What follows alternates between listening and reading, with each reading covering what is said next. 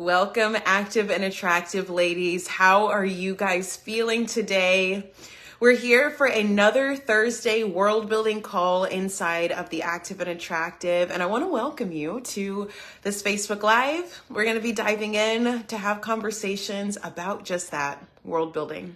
So if you haven't heard world building yet, or you haven't really been able to tune into what we've been doing here in the community, the main theme is that we're focusing on looking at you and figuring out what can we position in your world so that you feel supported and alive and eager and available for the opportunities that are ready for you in your life. So we've got a lot going on. Rosemary, you're here. I love when you're here live, my friend. I'm happy you made it. If you're catching me live, let me know that you're here down below. And if you're catching the replay, hashtag active attractive, let me know that you are watching the replay because it does change the way that I get to experience these videos. Yolanda, you made it to both. Yolanda was on Patrick's live earlier and now she's here, and that makes me feel extra special. Good afternoon, my friends. I'm so glad to see you ladies. Right now, what we're doing is we're navigating and pivoting our conversation from health and moving into leadership. If you're new to the brand, Active and Attractive is about the collapse where health and leadership come together and create the ultimate experience for you. As a healthy feminine leader, what we want so badly is that you bring your vision to life, but you bring your visions to life in a way that feels good for you. How many of you guys resonate with being a visionary? Being a woman who sees vision, you see potential, you see possibility, you see things that could change in this world. Let me know down below in the comments, what do you guys identify as? And is visionary one of those things? I know a lot of women, specifically women, we feel this way. It's kind of that sense of foresight we have, or even intuition, where we're kind of like, I can tell that this baby is about to fall and hit their head on the coffee table. If I don't do something about it, if I don't step in right now. Claire is here. Hello, Claire. It's one of those feelings where it's like, I could tell you 5 steps down the road, if you make this choice, how it's going to end for you. That feeling of insight. Claire, hello. I'm so happy you made it live, girl. This is fantastic. Claire, let me know too. Do you identify as a visionary, someone who can see outcomes before they actually happen? Now, I'm not talking fully about being psychic, although you might identify as that as well. What I mean is when you see something going on around you, whether it's a problem or something really exciting, you can see the potential of things that can unfold as a result of that happening. This superpower of being a visionary is key in being a leader. If you identify as a leader, what you're saying is, 1, I am a visionary, meaning I see solutions here for the earth that are not available yet. And second piece is that I am willing to take responsibility and action to build that vision out onto the earth. Yolanda says, this is me. Holy Spirit shows me things all the freaking time, right? Claire says, yes, I can see the results before they come sometimes. It's so clear, but others can't see it. So here's where the responsibility piece comes in, Claire. It's this feeling of, I can see it, but how far am I willing to go to help other people see it? This is where it gets really funky, because if you really think about what it takes to bring a vision onto the earth, that's a big responsibility. When you have an idea, you don't just sit with the idea in your mind. You might start building and putting those pieces together. But after a certain point, what we end up finding is it requires other people, other resources that we might not have in order to pull all of the bits together. Yolanda says, very complicated. It can get complicated so fast. It's a responsibility to be a leader.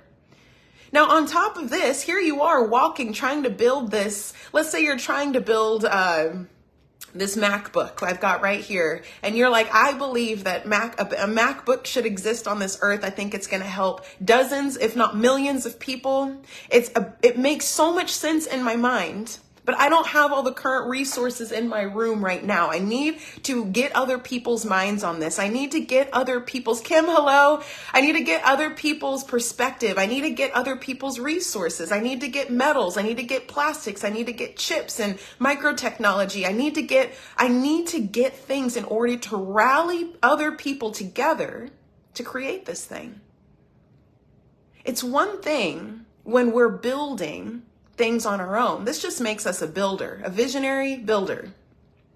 But a leader is responsible for navigating others. Hello, Angelia. I'm so happy you made it. It's this thing that we have to become. And if it doesn't start going our way, we'll find that we won't end up following through. Hello, everybody. Hello, ladies. Let me know, ladies, where you stop. Let me know where you stop. When you are a visionary and you decide, you know what, I'm going to lead this. I'm going to make this happen. I'm going to take ownership over this vision and bring it here on the planet. In this process, ooh, there goes my hair. Where do you stop? I can tell you for me, I stop not at the vision part. I'm actually really good at the vision part. I get very excited. I'm like, oh my God, this is a great idea. Oh my gosh, I'm going to put this together. I'm going to start doing it. I'm going to start extracting ideas. I'm going to start writing it on paper. I'm going to start putting the pieces together. And then I have one person that might come to me and they say, I don't know if that's a great idea.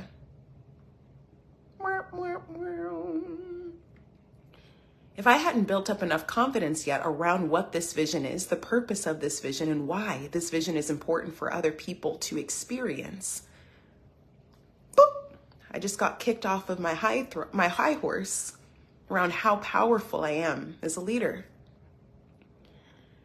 Where do you stop in your progress of bringing vision down onto the earth? Where do you stop? Now, the answer is not wrong. The answer is just your truth. Every single person has a specific capacity before they freeze as a leader. But what we want to identify is, where do we stop? Because when we can identify where we stop, we're able to build out and create growth and health in that area. I'm going to talk to you about what I mean by this. So ladies, let me know down below if you resonate with this. You're an amplified visionary. You see potential for the world around you, and you even have the willingness to go out there and be responsible of leading this. You find the words, like Claire said, I find the words. I have to figure out how to communicate this. I'm willing to figure out how to communicate this. Or you'll find the resources. I'll go to the ends of the earth to figure out what I need in order to bring this together. Where do you stop? Kim says, it's a big question. Most of the time, we don't answer this question. And my problem with this for us here in this community is, in order for you to be a healthy feminine leader, if you don't have an answer to this question and you continue to let it stop you, my fear is that you are going to look at your action and the points in where you stop, and rather than identifying it and saying, oh, this is what happens and this is why I do it, instead, you blame yourself. You forget who you are. This is what we want to talk about today. Kim, I feel you get it, girl. This is what we're going to talk about today. When you identify as a visionary and you know you're willing to lead, no matter what it looks like, the number one thing to keep you on track, to make sure that when that person comes and talks to you and they're like, hey, I don't know if that's a great idea, you are able to look at that person and say, you know what? I know who I am. And I know what this vision is meant to bring.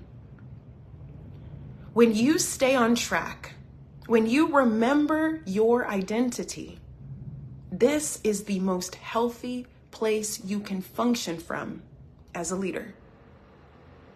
So ladies, comment down below. Let's take a quick pause here. I'd love to hear your feedback. What about this resonates with you? And what have you noticed about yourself? Like I said, my whole history of starting and stopping has come from this feeling of not enough from other people. needing approval, needing permission, needing other people's perspective to justify my action. I'm not proud of it, but it's my story. Where have you noticed for yourself, you start, you get excited, and then you pull back, you hide, you're not willing to go the full mile. The truth is that sentence right there is not true about you. You are willing to go the full mile. But what we want to talk about today is that the essence of your identity, when you know it through and through, it's going to be so much stronger than the obstacles that come in front of you that it won't matter what you experience. And you can separate who you are from what other people are saying and continue moving forward anyways. When you channel vision and then you take action, and you channel vision and you take action, now you're a healthy, functioning, well-oiled machine, and you can believe and trust that every time you have a thought, you know it will happen, no matter the odds. That's the place that we want to bring you to today. So Claire says, I seek validation instead of owning my truth. Regardless, I get very excited and then I get very scared and I hide my worth. It's like, don't look at me. Don't look at me. I haven't even started and I don't want to mess up. That I resonate with so much, Claire. Looking for other people to say, yeah, that's a great idea. And then going, what if you became the woman who had a thought and went to go discover and find out?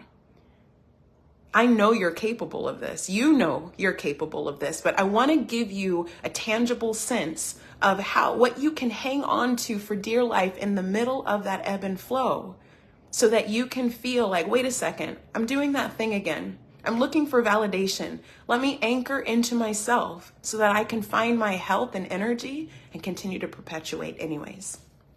Kim says, I think that for me, it's resources first. I'm willing to try new things, but I need to think more deeply about this. That is great. Take as much time as you need. You ladies know this whole community is for you to process these thoughts. I don't come in with nice, simple, easy things around health. We're going in because these are the elements that help keep you supported in your health. Now, quick caveat, if you haven't heard me talk about this, the reason we're talking about yourself as a leader and your identity is because what I've found is that women who are in leadership in business and entrepreneurship, mothers, successful, ambitious oriented women, the reason they struggle in their health is not because they're not capable, but their sense of personal identity is shaky. And so I talk about identity because when you really understand and can anchor into who you are, you find yourself worthy enough to care about. When you find yourself worthy enough to care about, health practices become so much easier. And my secret sauce is that I love showing how the lessons you learn in your health journey actually come back around and help rectify your nature as a leader. So it's a win-win in both directions. So this is what we're going to be diving into this month, is identity. That's powerful to just take the action in my own lane, shining my light. Claire, almost like the horse with the blinders, you stay in your lane and you say, this is how I do it. Right? So what is your lane? That's the question. That's the whole point. What is your lane? It's one thing to recognize you fall out of your lane. It's one thing to recognize, hey, am I allowed to step into this lane? It's one thing to recognize, wait, I have a hard time asking for resources. Am I allowed to ask for resources? All of these questions come from a true lack of understanding of a deep, deep, deep sense of your identity. It's not that you don't know who you are, but do you know who you are? When we talk about leadership, ladies, identity, deep understanding of who you are, feels like you walking into a room knowing that you shift the atmosphere. Deep sense of identity feels like you walking into that same room and knowing in what way you shift the atmosphere. Are you the type of person that brings humor everywhere you go?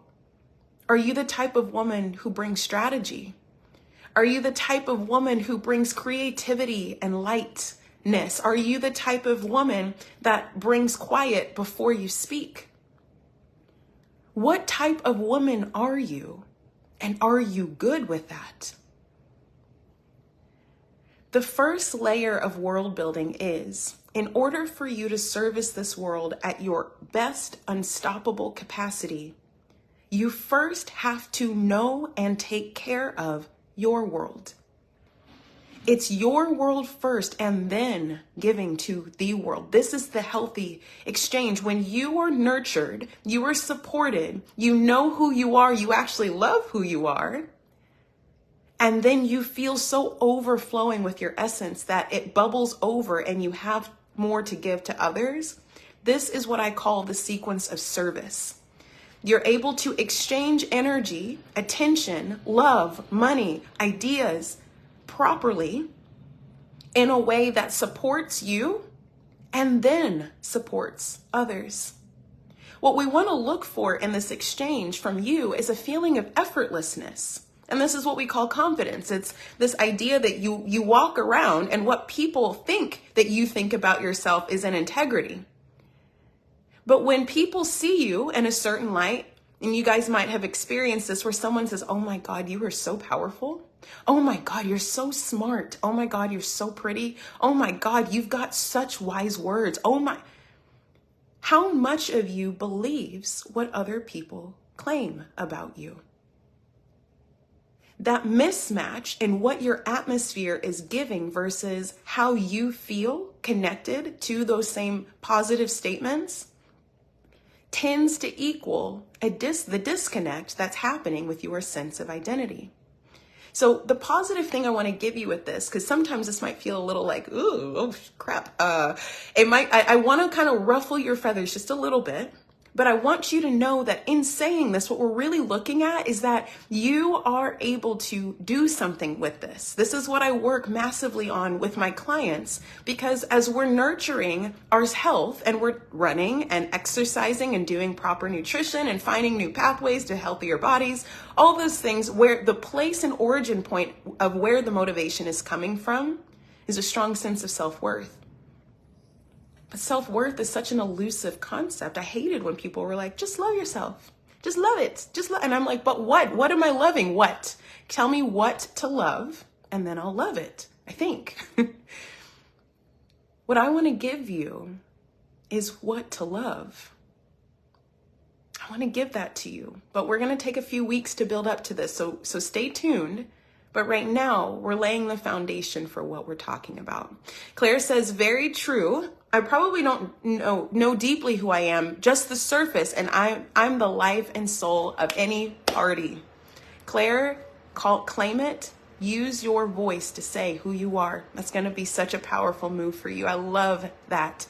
And I can tell you right now, ladies, a good majority of my life, I was spoken positively about all the time. Everywhere I went, everyone was like, oh my God, Sammy's great. Sammy's this, Sammy. And I was like, but this came from a sense of, I didn't even show you that I was great. I didn't do anything to prove that to you. I didn't even get started yet. And you're already telling me that I'm great.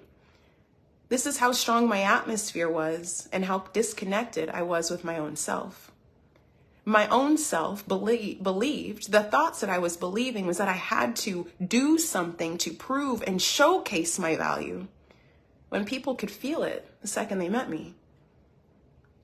The way you look at people, the way you listen, the way you feel, the way you speak, the way you navigate people already know who you are. The question is, do you? So Claire says, yes, people say that I don't believe. I think they're just being kind. Exactly. And I want to tell you, Claire, when people are speaking greatness over you, these people are your announcers. They are announcing it is time to step into the words that I'm saying. And that part is an entire work. But allow people to speak life over you. Let them bless you with language to remind you of who you are. And when you hear compliments, when you hear nice things, when you hear empowering things about what people are saying on you, I want you to look at this as a universal opportunity to say, I think I'm being called to own this. Kim says, yes, we need to understand what to love. What is really identity? It's so good. It's a good question. Now, identity will come in many forms, meaning there's a lot of ways we can define our identity. Identity can look like a list of positive words. It could look like a list of stories that you've experienced. It can look like colors that you identify with. It can look like the moral system that you live by. Identity can look like many things. But the number one fruit, the fruit of your identity that I want you to step you through first before we go through to the how, because we're going to do a free masterclass at the end of this month where we will walk through every bit of identity. And I'm going to give you an entire experience that's going to draw your identity out in a very unique way. I can't share with you how it's going to happen yet, but we'll talk about it. What I want you to look at first, before we look at the how to define your identity, is what in your life right now do you feel represents your identity? What can you look around in your world right now, tangible? I'm talking like not just feelings or ways of being, but when you look around in your room, when you look around in your photos, when you look around at your friends, when you look around at the things you have, what have been the fruit that you've produced that you're like, that thing right there, that represents who I am. That thing right there represents who I am. What do you ladies have? Can you announce this? Because again, you might have a lot of things that you love and you haven't said that you've loved them in a while. I love you, but this is another place where maybe you're disconnected with allowing yourself to feel in love with the things you've already produced. For example, one thing that I really feel like represents my identity is the way me and my husband love each other. That man represents so much of what I believe. He represents so much of what I want. He represents, Santandra, hello. He represents so much of who I want to be. He represents so much of who I would want to be around me. He represents who I would want to lead my children. Hello, queens, hey. He is a very great example of a representation of my identity. My friends, oh my God, the way these women come through, the way that we love each other, the depth of our conversations, the intimacy that we have. My apartment, I've taken time to decorate it in a specific way to match the way that I feel. For example, I've got plants in certain areas. It represents my internal world. It represents a strong visual sense of my identity. It represents, my home is a social place. It feels like a place where I would want you to come over and sit on the couch with me and we have a glass of wine and we just talk about all possibilities of what we're going to experience in the next few years. My home represents a space for rest and refuge. When I think about my home, although there's places in it that I would love to improve, when I think about that, it really holds and represents my identity. I'd love to hear, ladies, what are some things that in your life that you feel like represent your identity? These objects, these items, these people, these things are manifestations of who you are. These things will begin to give you a clue about what your identity holds. But I first want to see, are you able to announce what you like? What do you like about what you already have? What do you like about what you already have? Let me know in the comments below. I'm going to give you guys a couple of minutes to write this out because I want to hear you talk about your stuff. Like, what do you have already? Let's have a conversation here. Your things represent your current connection with your identity. Things represent your current connection with your identity. I want you to draw attention to the things you love. And I can guarantee you, there's a part of your mind that's probably thinking, there's also a lot of things around me that I don't love. And that is another conversation which we could have on another day. All the things around you, you get to change, you get to manipulate, you get to transform, you get to transcend, you get to change. I want to talk to you about the things you love. Do you like your dog? Do you like the food in your fridge? Do you like the way your body looks? Do you like the business you run? Do you like your clients? Do you like your car? What are the things you like, independent of the things that you don't like? I'm specifically looking for the things you enjoy. Let's hear this. Did you like a vacation you went on? Did you like a conversation you had with your mom? What is representing right now in your life a strong sense of your identity? My children, my grandson, Claire, I was waiting for you to say garden girl. I was waiting for your garden. Yes. My children, my grandson, my garden. I love my cozy blankets, my notebooks, my candles, my candlelit baths. Oh my gosh, my little 8-month, you've got an 8-month puppy. I want to see him. Will you comment him in the group? I want to see your puppy. Yes, yes, yes, yes, yes. Claire, how did it feel to write that out? How did it feel to write those things out? I'd love to hear it. That's amazing. Kim Kimlin said, beautiful pictures like in a gallery, music, garden with flowers, going to the beach and swimming pool. Brandy, hello. Hi, hi, hi. My family, peace and rest in my life, intimacy with my Jesus, perfumes, good food, walking and swimming, my beautiful and clean car. Oh, you got things. Hola, mamacita. Claire, powerful and uplifting. Claire, these things are in your life every single day. And guess what? You made those things from your identity. You allowed those things to come into your life because you know and honor your identity. Ladies, everything that you already have is a representation of what you wanted at some point in your life. You have it. You have it right now. It's here. You get to go use it. You get to go drive in your beautiful, clean car. You get to go stand in your garden. You get to hug your 8-month-old puppy, even if you chewed up the couch. You get to fall in love with the beach. You get to go and talk to your mom. You get to do all of these great, incredible things. And it just represents so much of you. You built this in your world. You built it. So what I want to bring up for us is this idea that when we're looking at identity, what we're saying as leaders is that you are a leader as a visionary who desires specific things. You want things.